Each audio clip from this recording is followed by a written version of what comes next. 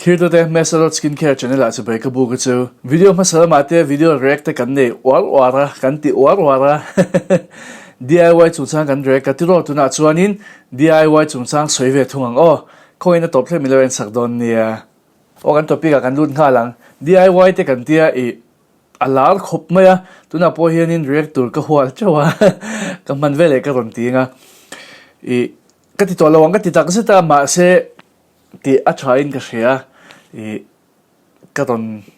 thei chuan ron ti sel ka tumanga chuanin kan lut photanga topika o ama sabera chuanin thingfang ma papaya khamo hei hi kan soyang mizo chuan kan lampang tamlu tukin ka shelawa ma se mangte kan lo om to tho chu ka ringa chan chu kan tin hem ve to mizo hianin thil tha kan chia ti chu kan lo ti ve zela thingfang ma hianin antioxidants enge I chakna I thil thatam tak kha omani a chalu tukani ei chuan chalu tukani tianga han enge I thingfang ma chhatna han soi top don chu antioxidants te tama tiang khan ta ni chu kan ei chuan kan taksa aron thok don ma se noi khan I ani ve khelo chin ta ni chu kha poina lai ni ta chuanin thingfang ma hianin exfoliator chikhat enzymes chikhat to omani chu I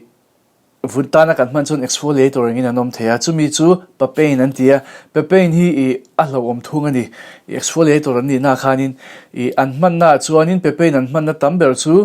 I sachi an hipnan ten mangdai khania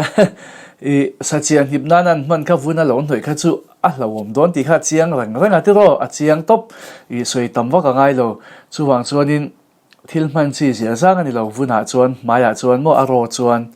chuti ro chuan skincare products ate papaya sheet mask te omatiro I papaya products te po omve nol to khatiang khachu a enge I thil lo omani lo skincare anga hi chuanin a extractant mang china tin a hlawm to lawa uluk taka formulate ani to skincare a hi chuanin tin a extract te an mangtlang pui to enge aro ngol tianga chokoya I chokoya tianga tel top ni lo khan extractant mang to khatiang khan I a film khur theng bel a safe theng bel in mang thuma skincare a chuan skincare products anga te in lo muwa a lo omani chuan thil lo omani hran lawa ma se aro a DIY nga man kha chu thil ti chi ani hau lo thung ani chu I na kin zela kan sia ta tan le kan lo chin to lo kan lo ti chin ani pon kan lo simatan a tha ani chu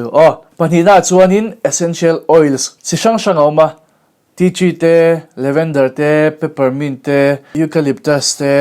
atam me essential oil chi sang atam to ka Instagram a page chuanin ka highlight cha ka da tong heng heya ke po ka lo mang silong ve man fuwa mo kan in po nanga essential oils te hi ka to na rate tea tree te ka thlor vel thin chu tiang khop chuan ka mang na sa which hazel to na ngat ka la mang zui tea tree ka la tel zui ege ka ngai to ka shelo kha hun lai khan chun no ka ngai to po hian mo ka vun kha ka wi ngoi chaklu tuk tur le vuna na sel tuk tur kha ka wi top in poni se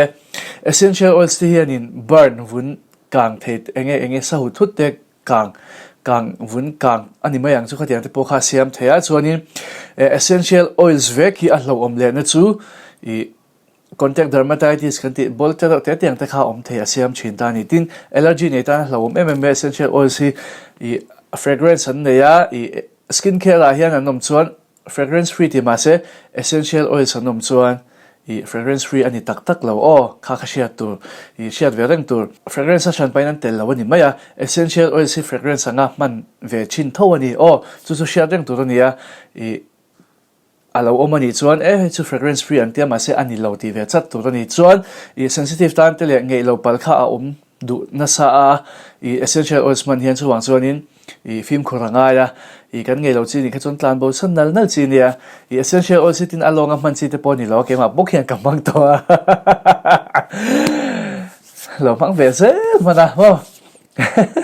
chuti ro chuan ke ma chuanin ka tuar lo hlawa ka van ne ma se mo peppermint te po ka manga ani hik chakhop men ni puilai tan ka manga bike in office ka kala here thatsa office ten wa chu thi thobok nen chú huy là bây giờ khi cần đông là sao thì rồi here thật sự hít thật sự a feeling sun warm top hay anh ấy a refreshing a fresh mel top ta ni chú cần phải mel top ta cần vun te poka a phải mel top ta mà sẽ khá lâu chabe lo cầm mít te ura a chang cho cầm mít ur sang te này à cầm mít tùy te la tin a lâu chabe lo khá a lâu phụ ber chuang lo ni oh cái vụ là chọn har sana lian tham min siam lo chú tiếng hay a hik aron anh ấy aron hiya bang chi te kha a kha tiang te kha chun ha thop pakhat ve ni shim peppermint anga chon ma se I adang asan pa har sana min siam mom lo chu ti ro chon ka ngei po ka chuang lo a tho chat po ka chuang lo thunga ma se man lo him jok o man lo cha jok a pathum na chuanin limbu he chu kan mang na sa a lo lut tuka limbu hi DIY kan siam reng hianin limbu hi tel deuh nge kan siat ka shelo limbu hi chu athur tui to pa kan ti potange chiwi te nian te han boli la mar cha mui thak tek tokin kachila put ka sei zong pon tui don lu tuk chu tiang vel chu nia tan chon tui le sel over chalu tuk kha ni thung ani ma se mai noya chuanin a pH balance at niam lu tuka chu acidic tina nia ama po athur em hitro acidic a athur lu tuk tina ni chu a pH balance atang po chuanin athur lu tuk tina ni acidic chu a hlom kan vuna atianga kan han noita ka chung kan man ta ka chun arwa enge atuite kan sola DIY engeng monete ka han pola kha aro ve kan to thawa kha hlom na chan chu kan vuna ti rowa kha in vuna ti chea tin a side effects po pakhat chu nisala ka kan vuna ti nawa kha in kan vun nisa daw na ka ati chak lawani chuanin chemical burn na siam the hi a hlawom ya chemical burn ni adam le nu hian aron duk zel kan sia lutuk lo lai khan chemical burn kha the chuan khami kha aron dam le chuan aron duk ta china ni chu apoi ya mai dukate kan manga mai enkol nan ten kan manga mai duk ti nan ten kan manga ma se anilo kan be se zo khan result min pe dei the aduk belwak theya anilo pon duk ngai me lo po ati duk dei the ni chu kan sia chian lo le kan sia fu lo lai ni ya branding atan tin lo mang de ngo tange a chami alo ne o chu a hlom o film khorangai man mi alo to ni tin skin care ranga po hianin lemon om na hi chu kachi de ule ke ma hian kala mang mi alo do choi lo chon lime ti te tiang omna lam pahi kala mang tam lo chu thushan kala mang mi alo thukani apalina kan kala nga palina chu baking soda ni ve thunga baking soda hi a pH balance an sang le dei thung ta ni alkaline allahan alle dei ta ni chu he hian kan skin barrier ti chea vuna ti rowak theya kan vuna tui skin barrier chea chon kan vuna tui nongom te kha aron chhuak anga aron tham re langa boro ka kan vuna ti rowak theini kha hlom ya baking soda hi mai bol ta tin en ko enge mai bol en kol na ten manga mai duken kol na ten a chan lo tia a chalo film khurangai mai chat lutuk indu na khan inti chele dei theini chu film khurangai lutuk pangana chuanin toothpaste ani toothpaste mai bula noi mai ching te kanom chin malai phe chuanin mai bulan hoi te kha kanom china a hlom ya a pH balance sang he poi baking soda ang thau kha nia a pH balance sanga vun ati chhia mai du khia la thlen the chuang chuanin toothpaste chu a film khurangai a hlom lutuk enge in mai bolan no in man phe chuanin in noi phe chuanin a duk kha a bet nget tel telanga kha a hlom film khur ngai toothpaste chu hanno nan ba khian man lo tu aparukna chuanin vinegar ania vinegar hi chu kan hriat lar karinga sachiana ten kan manga tin apple cider vinegar pe chu in chi diet na ten kan manga te ro tam ma se vuna chuan hlom an pH balance an hiam he po hi limbuang tho khan a pH balance an hiama athur tinani chu athur tho boka ma po hi kan in te hian te ro athur reng ani ACV po hi thura chuwang chuanin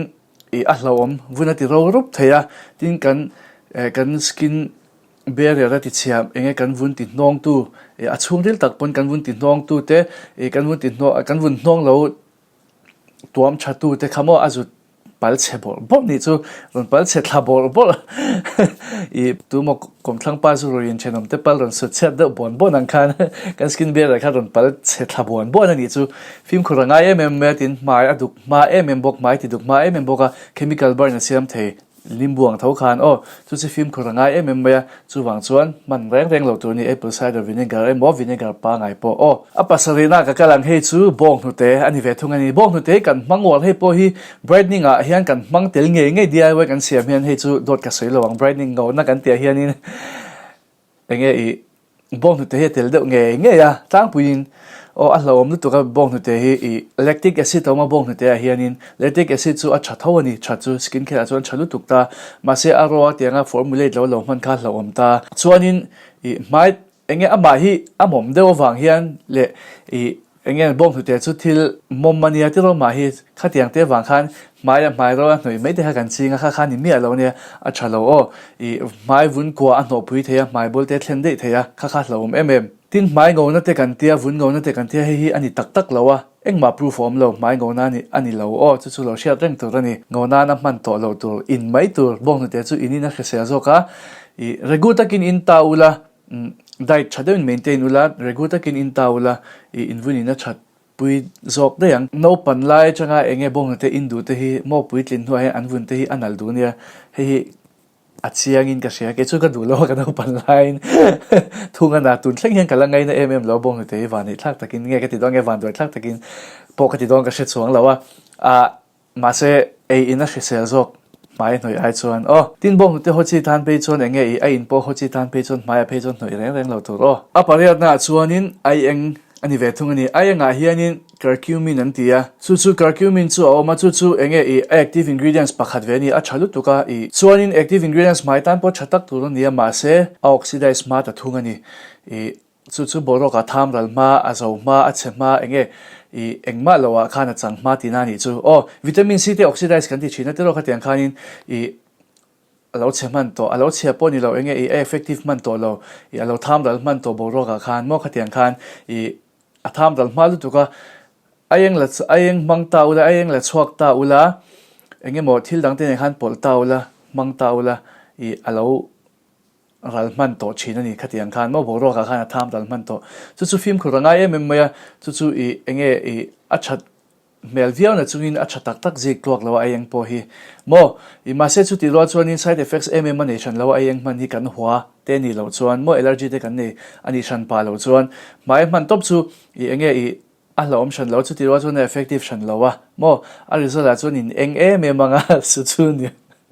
chu ni mai in eng pu panga p5 te po hian kan eng ania te ro ayeng hi kan eng tho p5 ton hu po hian kan le eng tel deuh thin chu wang chuan ayeng in man chuan in eng manga chu a result ani mai aba keng ma chatna dang ani lem lo apa kwana chuan in tomato ania tomato hi a hrisel khop maya vitamin C atama vitamin A retinol kan ti kha tam boka tin vitamin A hi kan hianin leina lama kan kal hianin enge athaya kan hianin kan mitan te po chani chuanin khatiang ma thatna tam se kha vuna ro chuanin a hlawm ta thungani acidic lu tuka pH balance aniam lu tuka chu athur lam panga pola ni chu tomato chu athur reng boka kha wang khanin mai man don chuanin thil thulam chu enge a thalo kan ti to kha te ro limbu ate apple cider vinegar te kan sei to kha wang khain a hlo oma chu wang chuan a ro man mai lo tur a top na ber somna chuanin alu he chu in lo kan la mang tam lu tuk lo mai the chen kha chuanin ma se mang te po kanom thei to thowa tin DIY pakhata alu mang te po ka mu to le tlat maya alu hi chu tui ka ti topa kha chu me du ber te singa mi nia han kangila atui kan han kan po hianin a zaidana zir khanin atui dang kha dang zela ai nang lawa tiro atui maya han chumila atui boka han baila atui boka khatiang khan atui ani alu hi chu roti la atui le thei tho boka khatiang khan ya inge thutlung thar mana ka ti mai mo alu hi chu engti zong po hin atui ka tia ke chu ka du topa tuin ti ve ka ring tin I chu me atui ro hen snack sa po hen tui ka ti le bel thawa khatiang khan tui kan ti khopa alu hi chu du ve tak ka ni mo chu me kan me zo te po hi snack sa chon leng ha cha thei tho ta khatiang vel kha ka nia han ngai to cheng ve ma teu alu hi in lo ve na sa thoem ka ina sa to pa chuanin a chani a hrisel to pa alu hi ma se alu a hianin vitamin C antioxidant state tama chuanin alu a hianin thil chadeu pakha chu enge tia aro kan lo mangani pan chadeu pakha chu starch omani chuanin mai mom te kha ralta chuanin mai bol te pokhanin anlo ngei ve theina lai kha oma mai bol tan po chat ve theina lai omani chu he thil hi mo ma se aro man chu ka suggest chuang lo a chan chu cái đấy có là số mà hay hiện in alu cho ni lo apple det thlengin hei azai phela kan da chun alo duk chini tin alu phe chu zai phel khelo pon akor kan vel te po duk alo om chini te ro apple te pon ni tho khatianga ti duk tu kha ni kha lo om vele thunga vun tan tin eng ma hei evidence enge hei a chai ti kha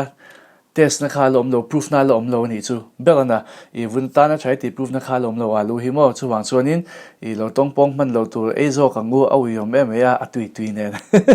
mai ate ro lo thoi te chu ka wi lu tuk ke chu ka noi pal lo shim shim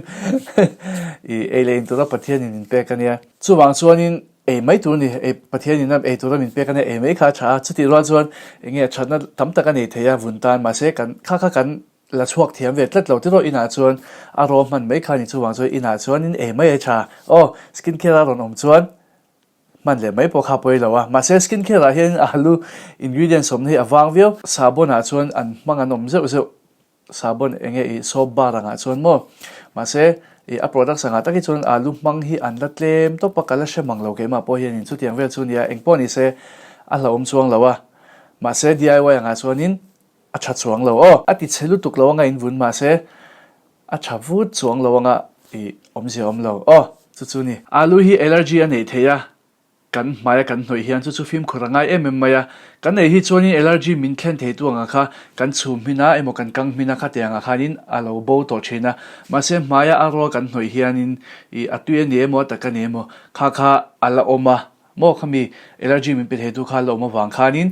kan chiat me lo khani allergy kha kan lo nei ve theini chu alu kha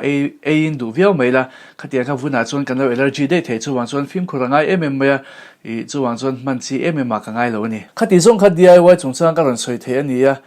khami point som ho kha chuanin kem ka soi bel du chu heng te hi kan lo ti ve ani mai the voi ni voi khate chu kan lo ti ve mai the khatia nga kha chuanin a side effects kha aron lang chuang hal bung lawang a kha to kan lo mang ve nga kan lo mang enge chave pe viau ni ro chuanin atila ma chuan thamai the ma se mang reng ta ula a tharei chuang lawang in vun kha nakina zo lo huna ne nga formula chat lo na chu tro zo lo huna ne nga in vun khan in tor huna ne nga tin kan soyang khan side effects ron lan hun po mang kha lo om lu to ka chu wang chuanin ka ngai kanu po na ngai ron ti ho kha ni tin za tin mang don lo chang sa chu wang chuanin kum khata voi thum ten mangkling ngem le ti vel ni in siam reng pe po ka ring lawa khatiang vel khan ya chu wang chuanin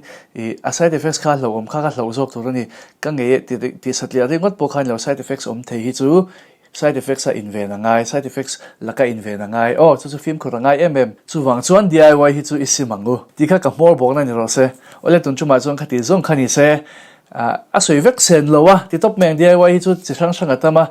coffee te besan te pon lo mang china ma se a chai chon lo kha po kha chu wang chuanin DIY chu simangu ole tun chu ma chuanin khati zong khani se to video te lo hlok pi chuan khong eta kin ka channel hi milo subscribe sakla ka video te milo like ka milo share sak zel tuin ka som box che anoi hianin affiliate links le codes kan in te description box a han ka ron dain lo man chang kai du takin chuanin man dan shi lo kha kanom china ka video title hnuai kha in description box homa kha show more ti te kha hnuai kha na lo langa nga mo kha be keu mai tu ania link so lo lang that tuar mai ang kha en na chang kan lo shi lo china lo en sam tongu ka channel a hianin member al ni reng theya member ni thar zong te ne lom thu ka soiboka lo ni zel tur point ka som chu ole tun chu ma chuanin khati zong khani se video le pe ka kain mule chodon ne